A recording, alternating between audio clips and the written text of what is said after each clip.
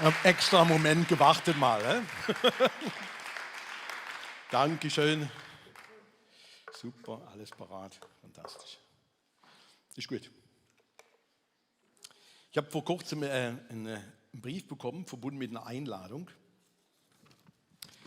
Und im ersten Moment war ich wirklich ein bisschen schockiert, als ich den Brief erhalten habe und die Einladung dazu. Weil es heißt da drin, sehr geehrter Herr Dörpfeld, in diesem Jahr ist es viele Jahre her, dass Sie in der Kirche Dünn eingesegnet wurden. Und dieses Ereignis wollen wir in der Kirchgemeinde Dünn am Sonntag so und so viel feiern.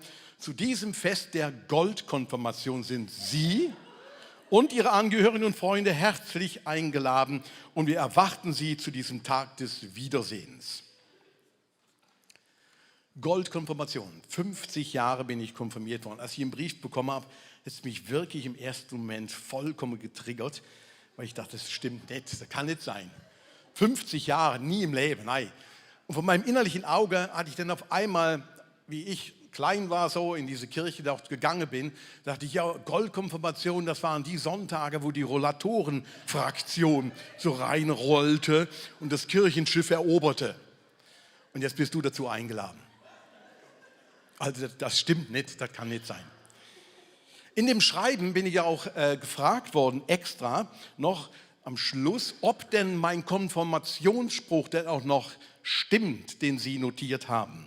Römer 1, Vers 16, denn ich schäme mich des Evangeliums nicht, denn es ist eine Kraft Gottes, die selig macht alle, die daran glauben, die Juden zuerst und ebenso die Griechen. Der stimmt, der Vers. Ich habe dann relativ schnell meiner Frau gesagt, Look, da fahre ich hin. Und sie hat mich dann zurückgefahren. Ja, was erwartest du davon denn? Es sind immerhin über 1100 Kilometer hin und zurück für einen Tag. Warum tut man sich sowas an? Warum fährt man dann hin? Aber irgendwie hatte ich das sentimentale Gefühl und dachte doch, ich möchte hingehen. Und ich will das irgendwie möglich machen und habe dann noch Predigten abgetauscht hier und alles Mögliche, um vielleicht den einen oder anderen von früher sogar zu sehen und mit denen in Gespräch zu kommen nach 50 Jahren. Manche habe ich wirklich 50 Jahre nicht gesehen. Ist ja irgendwas Komisches auch, weil wenn du Menschen triffst, die du 50 Jahre nicht gesehen hast oder 40 Jahre, so Klassentreffen. Ich war einmal auf einem Klassentreffen, wo ich eingeladen war und ich glaube, das reicht auch. Wirklich, nach dem Fest dachte ich, ja, das reicht. Ich hatte die eine oder andere hatte ich wesentlich attraktiver in Erinnerung. Und dann war ich doch wirklich ernüchtert, wie ich da war. Ich dachte, oje, wahrscheinlich ist sie auch von mir, aber egal. Warum tut man sich das an, Menschen nach so und so vielen Jahren wieder mal zu sehen? Wie denn auch sei, ich bin an dem Sonntagmorgen in der Kirche gewesen. Wir haben uns vorher getroffen und wir hatten wirklich tolle Begegnungen an dem Tag. Manche habe ich 50 Jahre wirklich nicht mehr gesehen. Und es war ein bewegender Gottesdienst. Der jetzige Pfarrer, der ließ uns denn alle Goldkonfirmanden nach vorne kommen. Und wir mussten uns dann so im Halbkreis aufstellen. So, alle, die gekommen waren und gesagt haben, sie sind mit dabei. Und dann standen wir dort vorne und dann ging er zu jedem hin und überreichte ihm dann nochmal so einen Spruch eingerahmt, den Konfirmationsspruch, Ralf Dörpfeld, denn ich schäme mich des Evangeliums nicht, denn es ist eine Kraft, die selig macht alle, die daran glauben. Zur Erinnerung an den Tag der goldenen Konfirmation. Wir bekamen dann alle so eine, wie nennt man das eigentlich, Plakette oder sowas? Auf jeden Fall hier so ein Rahmen. Und wir standen dort vorne und dann ist er zu jedem Einzelnen von uns hingegangen und hat jedem Einzelnen zu uns persönlich was gesagt. Und er kam zu mir und sagte, Herr Dörpfeld, was für ein kraftvolles Wort. Ich wünsche Ihnen von Herzen, Herr Dörpfeld, dass diese Kraft Gottes Sie in Ihrem Alltag, in Ihrem Leben fortwährend erleben. Gott segne Sie. Amen. Hinterher kam noch der Fotograf, wir stellten uns im Kreis auf und so. Ich habe sogar ein Bild davon, aber ich zeige es euch nicht. Nein, no way. Was für ein kraftvolles Wort. Es war ein wirklich bewegender Moment für mich, interessant. Und dieses Erlebnis erzählte ich kurz darauf einem alten Bekannten. Wir haben uns getroffen mit ein paar Ehepaaren im beschaulichen Lauwil, Oberbaselbiet. Und wir hatten uns zum Teil von denen uns lange nicht so gesehen und haben uns dort getroffen zum Raclette-Essen auf so einem Bauernhof, wo der Fuchs und Hase sich noch gute Nacht sagen. Und ich erzählte ihm davon, ich komme gerade von einer Goldkonfirmation, ein paar Tage da, und dann habe ich ihm das erzählt mit Römer 1, Vers 16 und da sagte er mir Folgendes: Oh, dazu habe ich eine Geschichte. Und er fing an zu erzählen von der Geschichte, wo sich um diesen Vers drum dreht. Erst vor einiger Zeit, erzählte mir, ist er ins Ostdeutsche gefahren und hat dort einen Pfarrer besucht in der Uckermark. Muss man nicht kennen, die Frau Merkel kommt daher. In der Uckermark einen Pfarrer besucht, einen alten Pfarrer, und der ist mit ihm dann auf die Wiese gegangen, da wo er tätig war, einfach eine grüne Wiese oben. Und dort oben stand eine Kirche, mitten auf der grünen Wiese. Und die Kirche heißt Kirchlein im Grünen. Das heißt so da. Und dann erzählte er mir, ich bin mit dem Pfarrer dorthin gegangen und das war ein spezielles Erlebnis. Er sagte, ich gehe mit dem Pfarrer vor die Kirche rein und dann hätte so ein Pendel dabei. Und steht am Eingang und lauft dann durch die Kirche und du sollst es nicht glauben, sagte, das Pendel schlug aus. Und blieb auch so. Also ich kann es eben nicht vormachen, das geht hier nicht. Er war vollkommen irgendwie fasziniert und sagte, und der Pfarrer lachte schon so schelmisch. Und ich ging mit ihm durch diese Kirche und mitten durch diese Kirche läuft wie so eine Kraftlinie und so weiter und die zeigt vorne auf den Altar hin. Und in dem Altar ist eine alte Inschrift drin. Vor ungefähr im 1700, die Hugenotten haben dort an dem Ort eine Kirche errichtet. Vor über 1000 Jahren haben Slawen da zum allerersten Mal gesiedelt. Immer in dem Wissen, das ist ein spezieller Ort. Und die Hugenotten haben an dem speziellen Ort dann die Kirche hingestellt und haben vorne in diesen Altarraum, an dem gepredigt wurde, reingeschrieben, Römer 1, Vers 16. Denn ich schäme mich des Evangeliums nicht, denn es ist eine Kraft Gottes. Und er sagte zu mir, und der Professor für ein Neues Testament in Deutschland sagte, das ist es. Das Evangelium ist eine Quelle von Kraft. Und das wussten die Hugenotten damals schon. Und haben darauf hingewiesen, das ist eine Kraftquelle. Das Evangelium ist nicht einfach ein gutes Überzeugtsein von einer guten Theologie, ein paar moralische, anständige Gedanken und so weiter. Das Evangelium ist eine Kraft. Und die Story erzählte mir. Und wir sagten beide, ja, das ist es. Es sind nicht einfach ein paar gute Gedanken nur, die nur Sinn machen. Oder eine feine, ausgeklügelte Theologie, die stimmig ist irgendwo. Und ein paar Selbsthilfetipps fürs Leben. Sondern Evangelium ist eine Kraft, die Menschen errettet, verändert. Und es ist eine Kraft Gottes, die wirklich was macht und nicht irgendwas anderes. Aber egal mit welchen Leitern und Pastoren ich in den letzten halben Jahr oder bis vor der Pandemie immer wieder mal gesprochen habe, ist immer wieder dasselbe Thema, wo irgendwann aufkommt, ist, irgendwie steckt Kirche und viele Christen auch in unserem Westeuropa scheinbar in der Krise. Wenig Kraft, mehr Krise. In den letzten 10 Jahren, kann man nachweisen, hat sich das Beteiligungsverhalten in der Kirche in Westeuropa bis hin Nordamerika, Teil Südamerika, dramatisch verändert. Dramatisch verändert. Leute, schau mal, und Corona hat das wie beschleunigt und gesagt, ist egal, es betrifft alle Kirchen, auch uns als ICF. Die einen sind mehr oder weniger betroffen. Menschen, wo irgendwo sagen, ja, ich weiß nicht, ob das noch Sinn macht für mich, so in der Kirche dabei, in so einer Gemeinschaft dabei zu sein. Aber es ist nicht nur eine Frage, ob ich dabei sein will, sondern auch wie so eine Motivationskrise. Viele Leute, die sogar wahnsinnig engagiert sind, sagen immer wieder, hey, es ist doch echte Pflichttermin. Das muss ich machen, das muss ich machen. Und wenig von diesem intrinsischen Motivation, wo innen drin irgendwo so ein Feuer brennt, wo man sagt, hey, doch, ich möchte wirklich einen Unterschied machen. Und nicht sehr wenige berichten davon und sagen, irgendwo hat es wie eine Inhaltskrise. Ich war vor 1-2 Wochen mit dem ganzen Team an Leuten zusammen, nicht hier aus unserer Kirche. Und auf einmal sagt 1-2 davon, hey, look, das mit dem Jesus, mit dem Kreuz, mit dem Blut, hey, ich habe da keine Ahnung mehr von. Hey.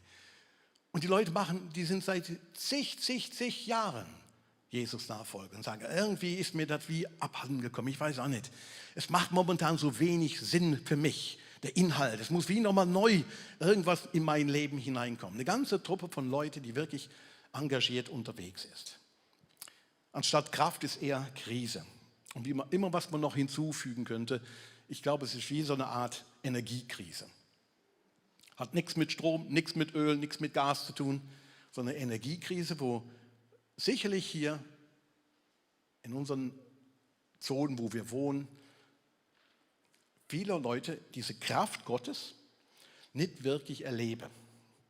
Obwohl das ein Markenzeichen war in der Entstehung von der Christenheit. 34 Stellen im Neuen Testament wird davon gesprochen, dass die Energie Gottes den Menschen wirklich befähigt, energetisiert, wirklich Kraft gibt, einen Unterschied zu machen in ihrem eigenen Leben, in ihrem Alltag. Leute, wenn wir uns mit dem Heiligen Geist beschäftigen, und das machen wir jetzt in der ganzen Serie, auf verschiedenste Art und Weise, dann kommst du früher oder später immer an dieses Bild auch vom Feuer. Immer erst irgendwo dieses Bild vom Feuer wird erwähnt. Schon ganz am Anfang, bei der Initialzündung, bei dieser Jesus-Bewegung, an Pfingsten wird davon erzählt. Nachdem Jesus diesen grausamen Tod gestorben ist und nach 3 Tagen Verzweiflung und seinen Nachfolger dann endlich Jesus wieder treffen und er sie dann vorbereitet und sagt, wartet Leute, wartet hier in Jerusalem, bis der Geist Gottes kommt und die Kraft euch erfüllen wird. Und das passiert an Pfingsten. Apostelgeschichte 2. Am Pfingsttag waren alle versammelt. Und plötzlich ertönte vom Himmel ein Brausen wie das Rauschen eines mächtigen Sturms und erfüllte das Haus, in dem sie versammelt waren. Und dann erschien etwas, das aussah wie Flammen, die sich zerteilten, wie Feuerzungen, die sich auf jeden einzelnen von ihnen niederließen. Und das ist der Bericht hier von der Stunde Null der Kirche. Und der Heilige Geist, sein Kommen, wird wie mit dem Feuer verglichen, das irgendwie auf die verdatterten Jünger runterkommt. Es wird mit Feuer angemacht, als ultimatives Zeichen.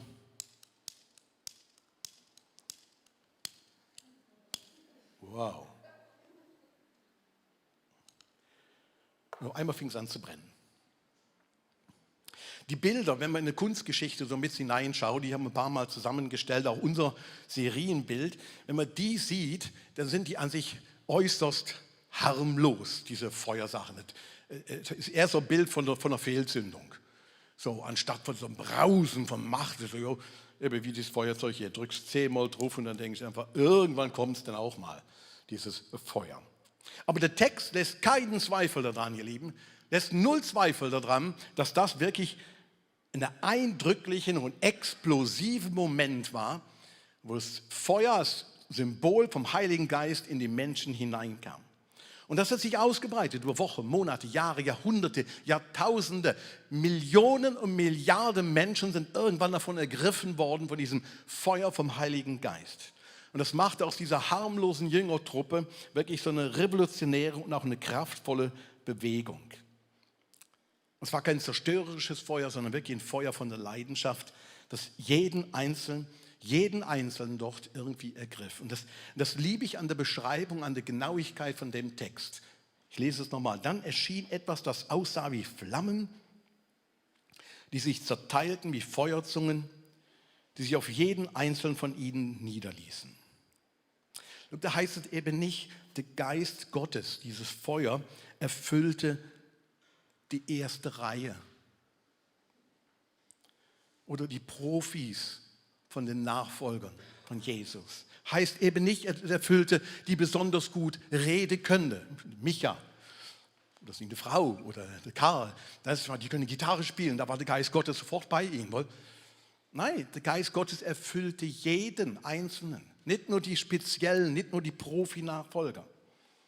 Und deswegen sagte Petrus später, wenn er aufsteht und sagt, das ist die Verheißung aus dem Alten Testament, aus Joel, der Geist Gottes wird alle erfüllen. Und das liebe ich an Kirche, sie ist eine Volksbewegung. Es ist eine Volksbewegung bis heute.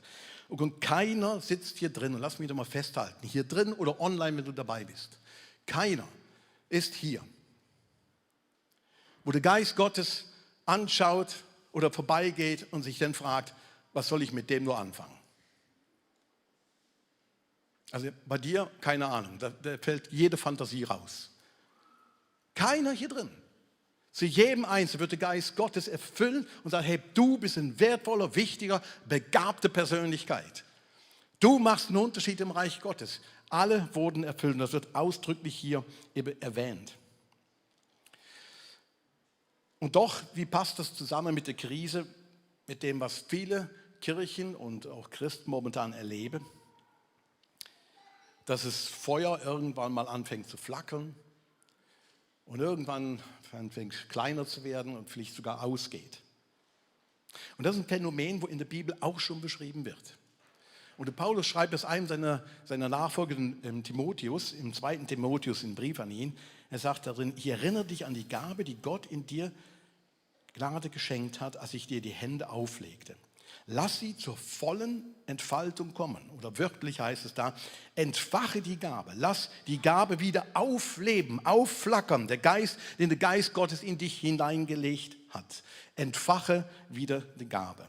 Und dahinter steht ganz einfach das Bild, dass es offensichtlich geschehen kann, dass der Docht auf einmal ausgeht. Und es noch mit räuchelt eine Zeit lang. Und das verzieht sich dann auch und dann glimmt es nur noch ein ganz klein bisschen. Und dann ist von der Kraft Gottes, von der Energie fast nichts mehr zu spüren oder zu sehen und zu erleben. Und der Paulus ruft dem Timotheus so, hey, lass das wieder neu, zünd das wieder an. Lass das nicht einfach ausgehen in deinem Leben, mach das wieder lebendig. Es kann tatsächlich wieder lebendig werden. Er macht ihm wie Hoffnung und sagt, look, aus dem lodernden, glimmenden Docht kann wieder echt ein Feuer werden.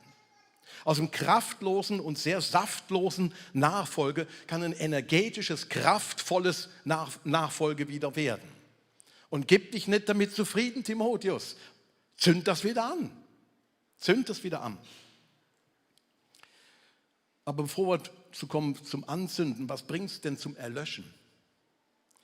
Ich habe in Vorbereitung darüber nachgedacht, ich bin jetzt 39 Jahre dann bald mal so als Pastor unterwegs und ich möchte ein paar Beobachtungen teilen, wo ich denke, das hat bei mir dazu geführt, dass die Flamme immer wieder mal ausgegangen ist und ich sehe das überall, in unserer Kirche, in anderen Kirchen, in unseren Landesteilen, wo wir auch hin sind, mal mehr, mal weniger. Und der eine Punkt, warum die Flamme anfängt, vielleicht nur noch zu flackern und mit der Zeit nur noch zu glimmen ist, ich habe mal Gewöhnung genannt, Gewöhnung.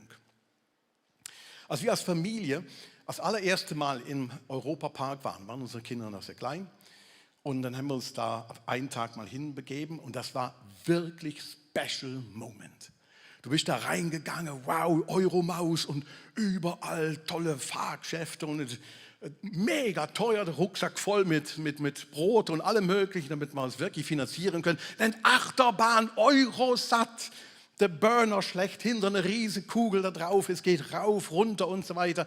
Es war ein irres Erlebnis. Und das erste Mal auf einer Achterbahn fahren, dann kriegt man Adrenalin, der Blutdruck steigt und denkt, wow, und du schockelst in dem schwarzen Ding da drin hin und her und so weiter und so fort. Und dann fährst du die Achterbahn nochmal und nochmal und nochmal und dann sind wir als Familie nochmal in den Europapark gegangen, nochmal und nochmal und nochmal. Und mit der Zeit gehst du reingegangen, ah ja, der Euromaus, ja genau. Ah, das ist der eine Stand, ja, Batavia funktioniert gerade nicht, ist abgebrannt, ah, okay. So. Und du gewöhnst dich daran, an die großen Sensationen und wenn du 100-mal Achterbahn gefahren bist, dann ist das nicht mehr so der Burner. Dann weißt du, der Blue Fire macht eine Geschwindigkeit am Anfang, das ist wirklich toll. Und dann geht es rauf und dann runter, ja, dann fährst du nochmal und dann nochmal und irgendwann denkst du, ja, jetzt haben wir es gesehen. Wir wissen ja, was kommt, deswegen baut der Europapark dauernd neue Fahrgeschäfte. Es muss ja irgendwas Neues herkommen. Gewöhnung, Leute, und dasselbe kann dir auch in der Kirche, in der Nachfolge passieren. Als ich das erste Mal ins ICF gegangen bin, wieder mit der Familie, wir sind nach Zürich gefahren, das war Alte Börse, ne? Ja, Alte Börse. Wir sind dahin gefahren und wir waren schon in der Kirche engagiert und wir waren wirklich jetzt nicht lahmärschen, nein, wir haben auch Gas gegeben, aber das war energetisch, sage ich euch, das war der Burner da. Der gesagt hat, ICF, viele junge Leute und richtige Energie gespürt da drin. Es war außergewöhnlich. Das erste Mal eine Christmas Celebration, Gundeli für mich, wo ich noch gar nicht im ICF war. Wow, was für irre Ideen haben die und welche Sachen und so weiter. Wirklich toll. Aber mit der Zeit, sage ich euch, wird das auch gewöhnlich und selbstverständlich. Und ich rede als einer, der ja schon lange dabei ist hier und viele kennen das vielleicht, sogar weil sie noch länger dabei sind. Man wird irgendwann mal Teil vom Gemeindebetrieb und der Reiz von dem Besonderen und Neuen verblasst. Und dann ist man Sonntag für Sonntag wegen mir irgendwo in der Kirche dabei und dann gewöhnt man sich daran. Und noch verrückter, und irgendwann fallen dir auch Dinge auf, die findest du gar nicht so gut. Und ich weiß das sehr gut, bin mit meiner Frau heimgefahren oder mit anderen heim und dann auf einmal fange ich an zu klönen und sage, ja, ich weiß auch nicht, heute war irgendwie der Wurm drin. Ne? Ja, der Schlagzeuger hat sich verspielt, keine Ahnung, der heute Morgen geraucht hat, ich weiß auch nicht. Und der MC, der stand da vorne, der wusste auch nicht richtig, was soll er ansagen oder nicht ansagen und wann soll er auf der Bühne, wann soll er nicht auf der Bühne, war irgendwie eigentlich. Und dann haben sie wieder dieses Lied gespielt. Dieses eine Lied, das geht mir so auf den Keks, ehrlich.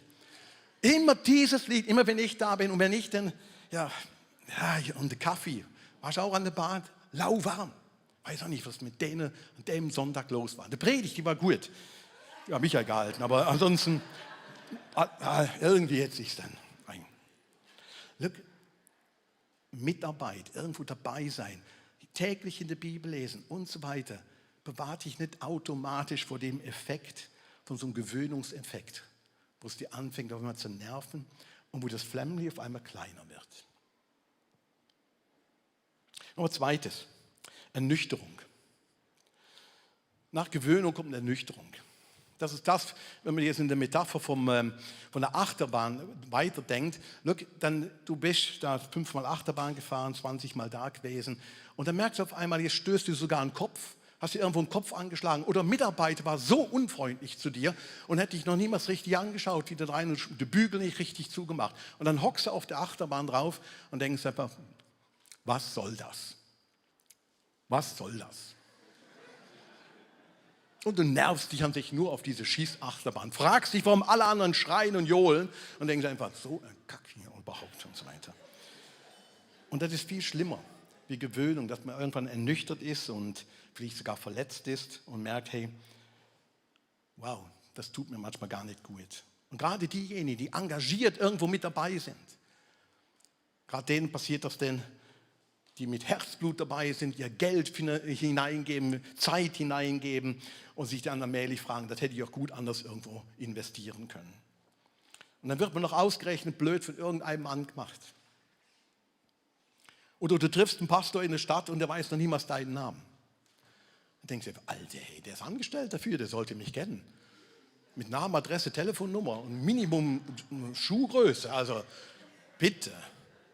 Der wird bezahlt.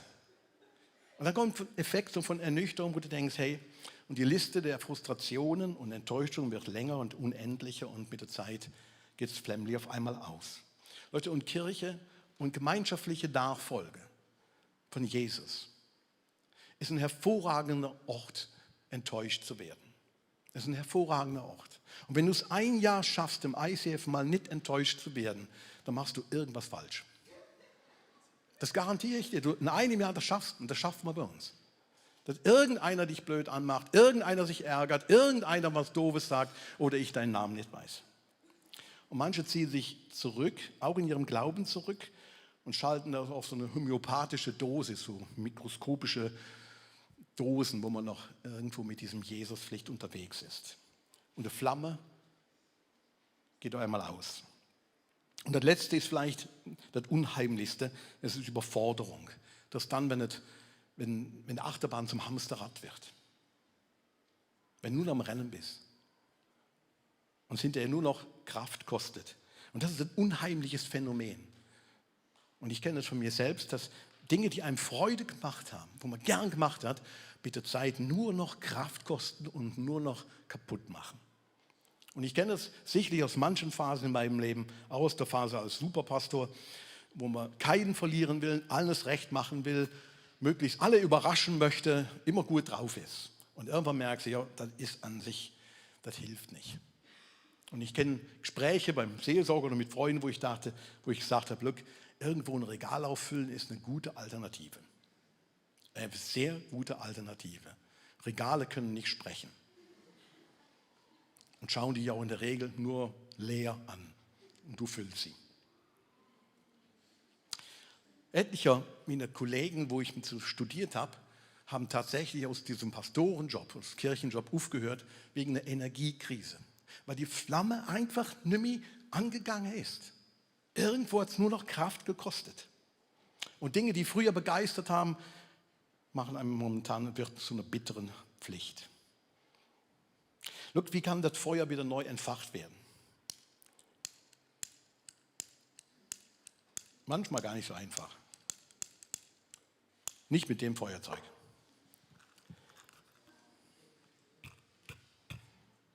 Auch nicht mit dem Streichholz.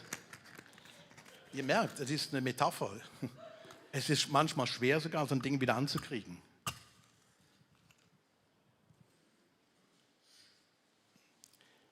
Ich glaube, es ist durchaus möglich, dass die Flamme wieder angeht bei dir. Und heute ist ein guter Tag. Wie kommt neue Energie in unser Leben? Look, es ist wichtig, glaube ich, dass wir uns bewusst machen, dass Gott immer bei uns ist, auch wenn wir ihn nicht persönlich sehen oder erfahren. Und wir sollten unser Herzen, unsere Augen wirklich aufmachen, um seine Gegenwart wahrzunehmen und zu begegnen. Und ich möchte dich bewusst an dem Sonntag ermutigen, Zeit mit Gott zu suchen und auf ihn zu hören. Nimm dir Zeit für so ein stilles Gebet, die eine Beziehung zu Gott wirklich zu vertiefen. Und vertrau darauf. Vertrau darauf, dass Gott bei dir sein wird und dich führt. Stimmt, oder? Ein paar nicken. Stimmt? Natürlich stimmt das. Stammt nicht von mir übrigens. Ich habe es einfach so abgelesen. Es stammt von ChatGPT. Du kannst die ganze Predigt dort schreiben lassen. Musst du mal ausprobieren. Gibst ein paar Worte ein, so Kennsachen. Der ganze Teil stammt nur von ChatGPT. Warum habe ich das bewusst so jetzt hineingenommen? Look, ChatGPT tut ganz richtige, theologisch klare, einfache Dinge formulieren. Die sind stimmig, das stimmt, das ist nicht falsch, überhaupt nicht. Das stimmt, kann man so sagen, irgendwie passt das noch und so weiter. Aber der Evangelium, Leute, ist nicht einfach eine Aneinanderreihung von richtigen Aussagen. Das Evangelium ist eine Kraft Gottes. Es ist eine Kraft. Es macht was in deinem Wesen, in deiner Seele, in deinem Geist, in deinem Denken, bis hin zu deinem Körper. Das Evangelium ist eine Kraftquelle, nicht einfach eine Überzeugung von guten Aussprüchen. Und deswegen möchte ich zum Schluss euch ein paar Punkte mitgeben, wo ich glaube, wo wir Kraft Gottes in unserem Alltag erleben können und aufmerksam darauf werden. Und der erste Punkt mag vielleicht überraschen: neue Geschichten. Erzählt euch Geschichten. Die Geschichte heute von der Person in Basel-Land, ich habe sie bewusst mit hineingenommen, weil, Leute, so positive Geschichten machen nur schwer ihre Runde. Alle negativen Geschichten gehen sofort weltweit. Wenn es irgendwas zu mäkeln gibt, wenn irgendwas Mühsames ist, es wird erzählt.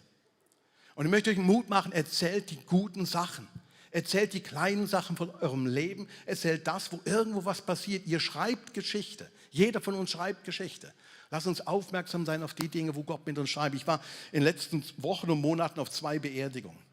Und an beiden Beerdigungen, es sind traurige Anlässe, Menschen sind zu früh gegangen. An beiden Beerdigungen wurden Geschichten erzählt, die die Personen geschrieben haben, die dort verstorben sind. Und du wirst es nicht glauben, was für eine verrückten Geschichten dabei waren. Geschichten von Gastfreundschaft, da hat man den einen und anderen eingeladen. Da hatte man immer eine offene Tür. Die hat gehäkelt, hat dies und jenes und Sepp und Aber gemacht. Es wurden reihenweise Geschichten erzählt.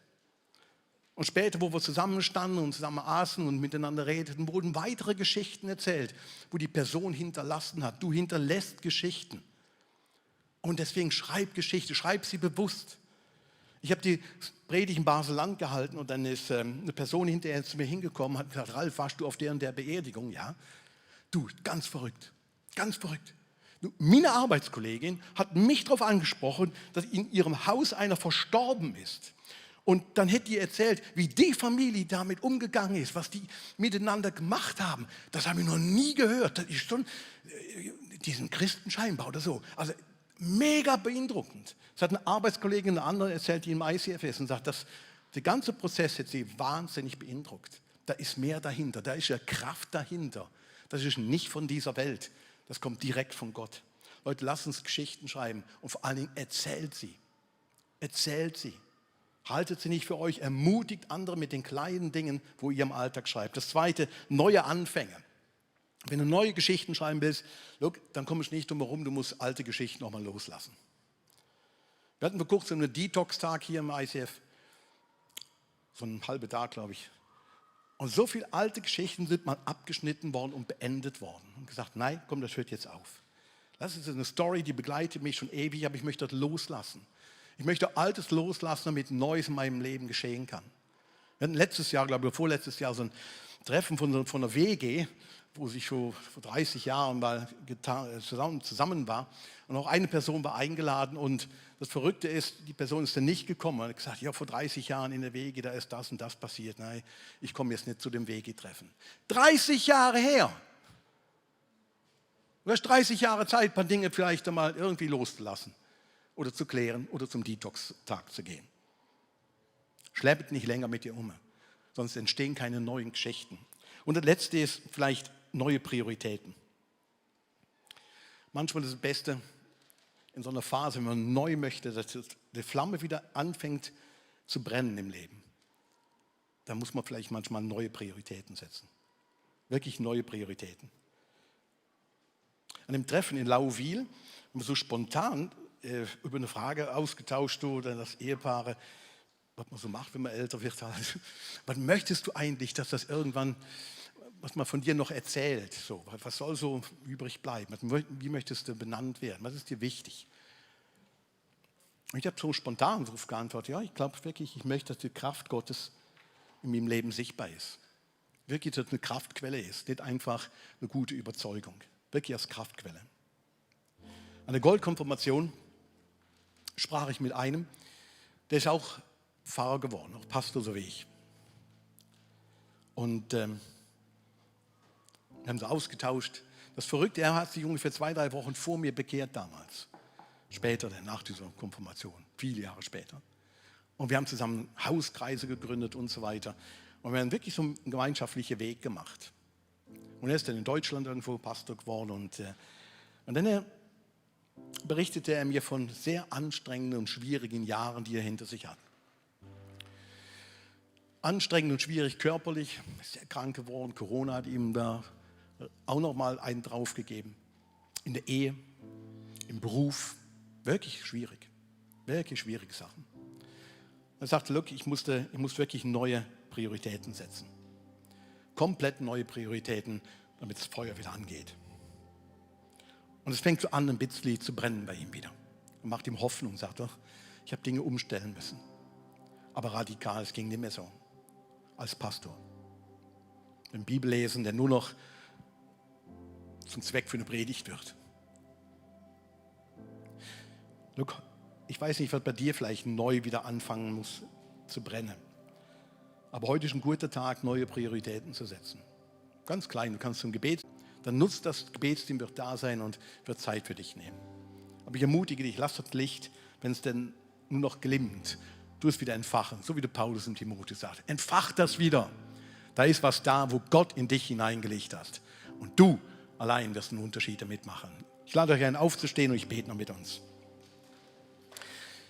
Heiliger Geist, wir beten darum, dass wirklich diese Kraft, die Energie, wo die Bibel von spricht und wo Paulus uns das so lehrt und Jesus so verbreitet hat und die ganze Jesus-Bewegung bis heute noch kennzeichnet. Jesus, ich bete darum, dass diese Energie und Kraft in unserem persönlichen Leben und auch in unserem kirchlichen, gemeindlichen Leben noch größer wird. Wir laden dich ein, dass die Flamme noch heller wird und noch mehr davon zu sehen ist.